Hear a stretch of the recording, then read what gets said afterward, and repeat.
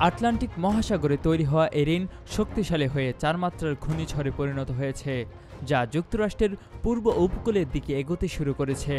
বর্তমানে ঝড়টি অ্যাঙ্গুইলা থেকে ১২০ মাইল উত্তর পূর্বে অবস্থান নিয়েছে।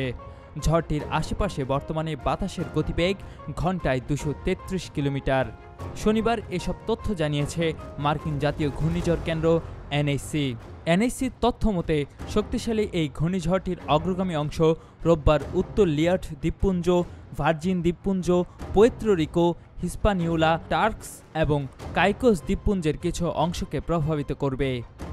আগামী সপ্তাহের শুরুতে বাহামা, বারমুডা এবং মার্কিন যুক্তরাষ্ট্রের পূর্ব উপকূলে এটি আঘাত হানতে পারে।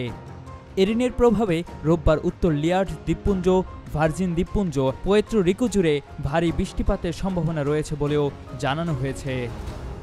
কুমিল্লার কাগজ, নিউজ ডেস্ক।